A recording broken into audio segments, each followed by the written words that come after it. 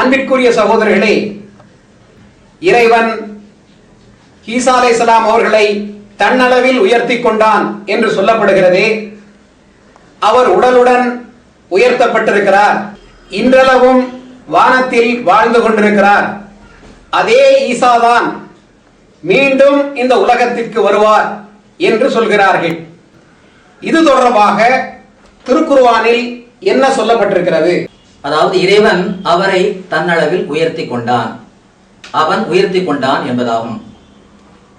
அல்லாஹ் இன்னாரை உயர்த்தி கொண்டான் என்று மனிதரை பற்றி கூறப்படுகின்ற எத்தனை இடங்கள் குர்ஆனில் வருகின்றதோ அத்தனை இடங்களிலுமே அவருடைய தரஜாவை உயர்த்தினான், அவருடைய அந்தஸ்தை உயர்த்தினான், அவருடைய பதவியை உயர்த்தினான் என்றுதான் பொருள்படுகின்றதே தவிர ஒரு இடத்தில் கூட இந்த நபரை இறைவன் அப்படியே உடலோடு வானத்திற்கு உயர்த்தினான் என்று ஒரு வசனத்திலும் வரவில்லை.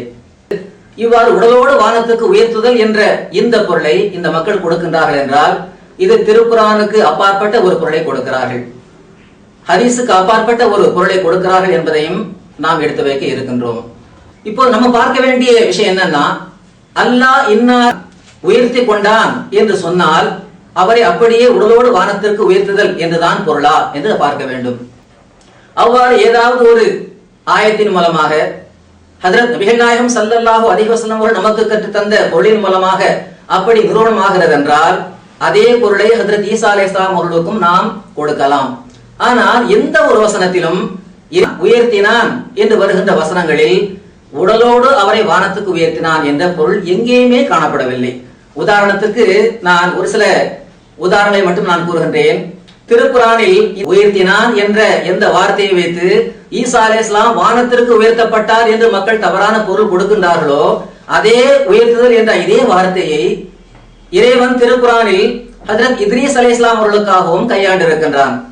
திருக்குர்ஆன் அத்தியாயம் 19 வசனம் 57 58 வருகிறது.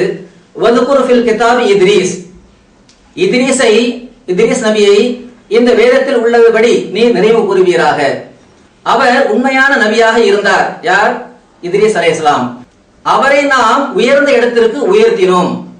ஹஜ்ரத் இத்ரீஸ் அலைஹிஸ்ஸலாம் அவர்களை பற்றி அல்லாஹ் திருக்குர்ஆனில் 19:58 வசனத்தில் கூறுகின்றான், நாம் அவரை உயர்ந்த இடத்தில் உயர்த்தினோம். உயர்ந்த இடத்தில் என்று இது வருகிறது. உயர்ந்த இடத்தில் என்று வந்தும் கூட இந்த வசனத்திற்கு இத்ரீஸ் அலைஹிஸ்ஸலாம் அவர்களை அப்படியே வானத்திற்கு இறைவன் உயர்த்தி கொண்டான், இன்றளவும் அவர் உயிரோடு வானத்தில் இருக்கின்றார் என்று இதற்கு பொருள் கொடுப்பதில்லை. இந்த இடத்துல பாருங்க, திருக்குர்ஆன் அத்தியாயம் 7 வசனம் 177 வருகிறது. அல்லாஹ் கூறுகின்றான், அதாவது ஹஜ்ரத் மூசா அலைஹிஸ்ஸலாம் அவர்களிடத்தில் வாழ்ந்த அவருடைய காலத்தில் வாழ்ந்த ஒருவர் பலம் பாவூர் என்பவர், இறைவனிடமிருந்து இறை அறிவிப்புகளை பெற்ற ஒருவர், அந்த அளவுக்கு இறை நெருக்கத்தை பெற்ற ஒருவர். அவரை பற்றி அல்லாஹ் திருக்குர்ஆனில் கூறும்போது, அதாவது நாம் நினைத்திருந்தால் நாம் அவர்களுக்கு கொடுத்த அந்த அடையாளத்தின் மூலமாக அவரை உயர்த்தி இருப்போம். என்ன சொல்கிறான் என்றால், அந்த பலம் பாவூரை பற்றி நாம் நினைத்திருந்தால் அந்த அடையாளங்களின் மூலமாக நாம் அவரை உயர்த்தி இருப்போம். ஆனால் அவரோ பூமியின் பக்கம் சாய்ந்து விட்டார். இந்த இடத்துல உயர்த்தி இருப்போம் என்று சொன்னதோடு மட்டுமல்லாமல் அவர் பூமியின் பக்கம் சாய்ந்து விட்டார் என்று வானத்திற்கு எதிர்ச்சொல்லாகிய பூமி என்ற வார்த்தையை கூட இறைவன் கையாண்டு இருக்கின்றான். நாம் அவரை உயர்த்தினோம் என்பதற்கு பொருள் நாம் அவரை வானத்திற்கு உயர்த்தினோம் என்று வானம் என்ற வார்த்தையை அந்த பொருளை யாருமே கொடுப்பதில்லை. அப்படிப்பட்ட ரசூலுல்லாஹ் ஸல்லல்லாஹு அலைஹி வஸல்லம் அவர்களும் நாம் ஒவ்வொரு தொழுகையிலும் துஆ நமக்கு கற்றுத்தரப்பட்டிருக்கின்றது. நடு இருப்பில் நாம் துஆ செய்கின்றோம். அல்லாஹும்ம ஃபிர்லி வர்ஹம்னி வஹ்தினி வஆஃபினி வர்ஃபனி வஜ்புர்னி வர்சுக்னி என்று நாம் துஆ கேட்கிறோம். அதில் வர்ஃபனி என்ற ஒரு வார்த்தை வருகிறது. என்னை உயர்த்துவாயாக என்று துஆ கேட்டிருக்கிறார்கள். ஆக எந்த ஈசா அலைஹிஸ்ஸலாம் அவர்களுக்காக உயர்த்துதல் என்ற வார்த்தை திருக்குர்ஆனில் ஏவன் கையாண்டு இருக்கிறானோ அதே வார்த்தையை அதே சொல்லைத்தான் ஹஜ்ரத் நபிகள் நாயகம் ஸல்லல்லாஹு அலைஹி வஸல்லம் அவர்கள் இறைவா என்னை உயர்த்துவாயாக என்று துஆ கேட்டிருக்கிறார்கள். உண்மையிலேயே ரஃபா என்பதற்கு உடலோடு உயர்த்துதல் என்பதுதான் என்றால், உடலோடு இறைவா என்னை தூக்குவாயாக, உடலோடு இறைவா என்னை உயர்த்துவாயாக என்ற இந்த அர்த்தத்தை ஒருபோதும் கொடுக்கவில்லை என்பதை நாம் தெரிந்து கொள்கின்றோம். அதில் ரசூல் ஸல்லல்லாஹு அலைஹி வஸல்லம் அவர்கள் கூறுகிறார்கள், அதாவது அல்லாஹ்வுக்கு முன்னால் ஒருவர் அடிபணிகிறார் என்றால், பணிகிறார் என்றால் நிச்சயமாக அல்லாஹ் அவரை உயர்த்துகின்றான்.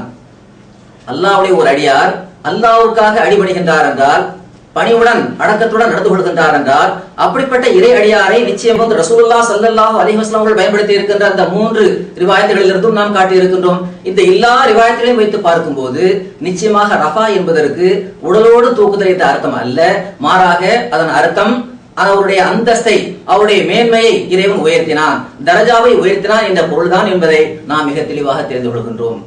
அது மட்டுமல்லாமல் அல்லாஹ் திருக்குர்ஆனில் கூறுகின்றான், 3:56 வருகின்றது, அதாவது ஈசாவே நான் உமக்கு தவஃபா செய்வேன், அதாவது வஃபாத்தை கொடுப்பேன், உம்மை நான் உயர்த்துவேன் என்று அல்லாஹ் இந்த 3:56 2 விஷயத்தை கூறுகின்றான்.